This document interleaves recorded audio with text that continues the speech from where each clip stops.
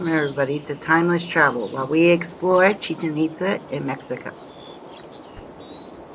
If you like the content on this channel, don't forget to hit the subscribe and the notification bell. Chichen Itza is divided in the Old Chichen and Chichen Itza, where you can find 6 Mayan ruins in the Old Chichen Itza section and about 20 Mayan ruins in the New Chichen, or Chichen Itza, making it a total of 26 Mayan ruins to see on this Mayan site.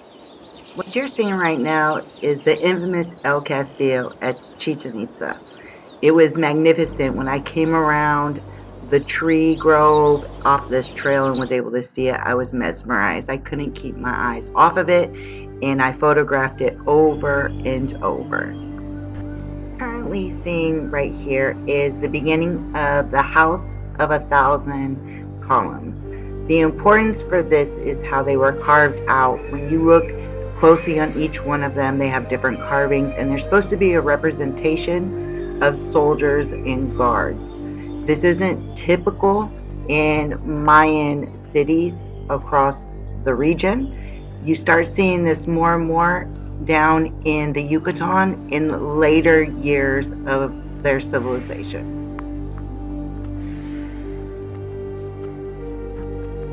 Chichen Itza is a UNESCO World Heritage Site, and it got that classification in 1988. And in 2007, it was voted as one of the new 7 World Wonders of the world.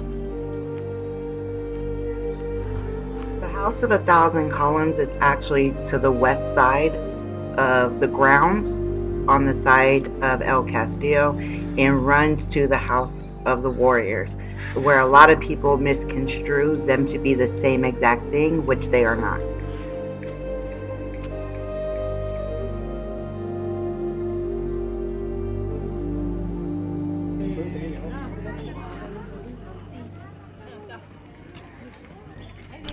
Move through the walkway, you go in between the columns, and this is me currently in front of the House of the Warriors. The Temple of the Warriors is one of the most impressive and important structures at Chichen Itza. It is one that has the carvings of all the warriors and different depictions of the gods carved into the side of it. The Temple of the Warriors might be the only last known late classic Maya building sufficiently big enough for really large gatherings.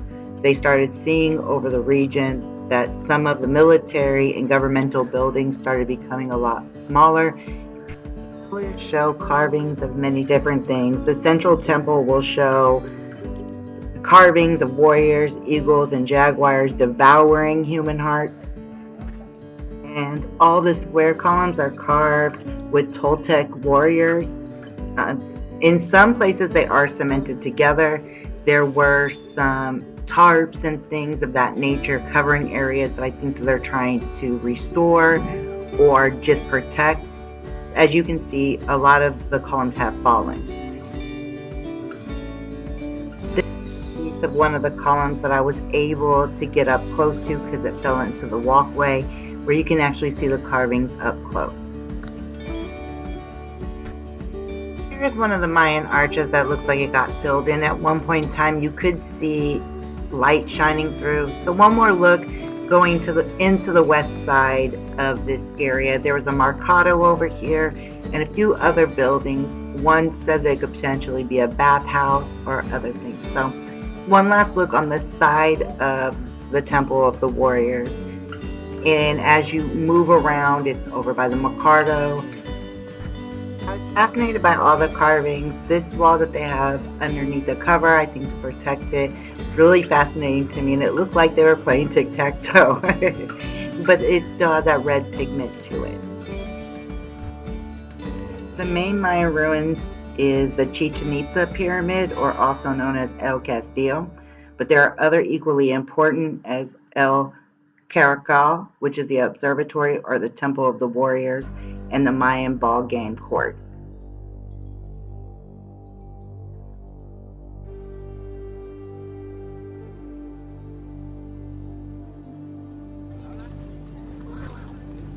The meaning of Chichen Itza is at the brim of the well where the wise men of the water live. That is what Chichen Itza means in Maya. And that meaning is because there are multiple cenotes. One was a sacred cenote of where it was where they did a lot of their sacrifices. Over further left from the Temple of the Warriors in the tomb, there was this wall that had a lot of carvings, but they were still very colorful between the red and the blue. Pigment had a lot of important symbolic meanings within the ancient Mayans. It was used to represent a certain god, and they would use that in different religious ceremonies to signify the god Chak, god of rain, thunder, and lightning, which was extremely important to the Mayan people since they were agricultural society.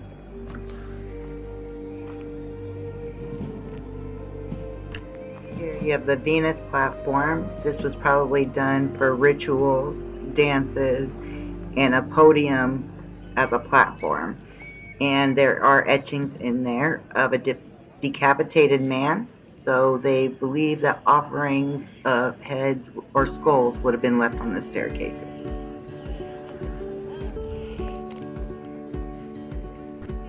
Evidence of the paintings that are still on there believe that this was completely blue, red, green, and black, except for over on the side. You can still see the red, blue, and yellow leftover paint on the stone that's decorated as the morning star on the Venus platform.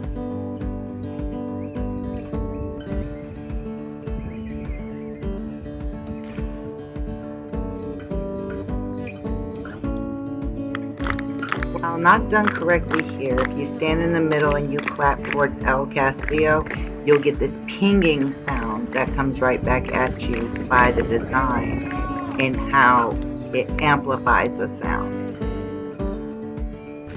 The platform of the Eagles and the Jaguars, they were doing some reconstruction work on it at the time where we were there.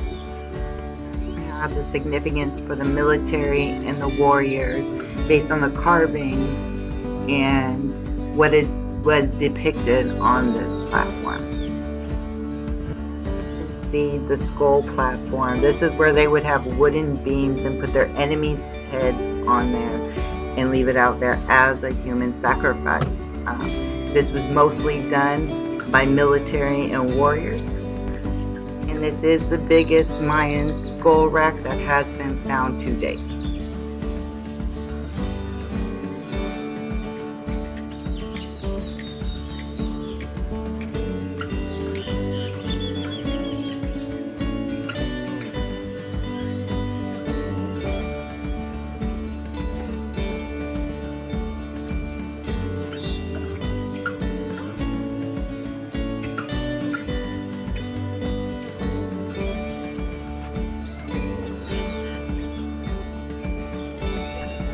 Mayan ball court, you start seeing a lot more of these in-depth carvings. And this is the actual Mayan ball court. All the Mayan sites discovered already, this is the largest ball court that they have found to date, with the only illustrations of understanding this ball game is on the actual walls. Nobody knows the scoring or how the game was played or how many people were on a team, but it has been shown that the winners of this game were more than likely sacrificed at the end. The ball for the game was made from a liquid latex extracted from rubber trees. When heated, the resin formed threads that were first rolled up and squeezed by hand and pressed in a mold. This picture is showing what is like the net for the ball in the game. Carried in weight of between 3 and 5 kilograms, and they could find broken balls in the skull wall also. And this is the Temple of the Jaguars that is found on the ball court. There is an acoustic phenomenon that happens on this ball court that if you speak into the temple on the southern end, their voice can be heard on the opposite end of the court.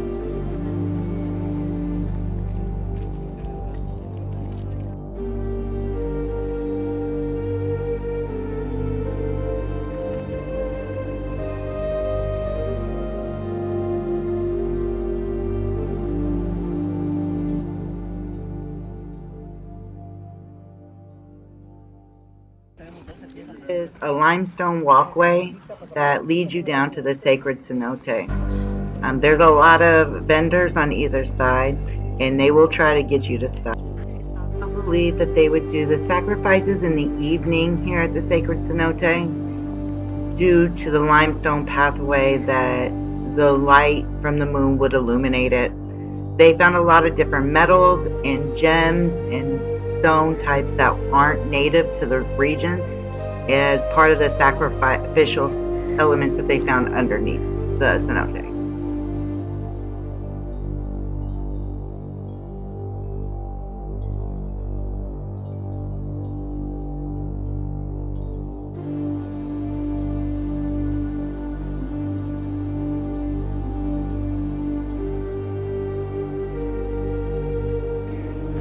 Thank you for sharing this adventure and exploring Chichen Itza with me. This won't be the only time that I go.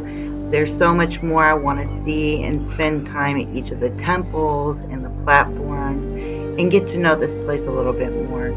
It was amazing while I was there. Everything was magnificent and the energy was palpable to me. So I can't wait for the next time I go and explore some more. And I hope I can take you along with me next time. If you enjoyed this video, please hit subscribe and hit the notification bell. And I'll see you next time. Thank you.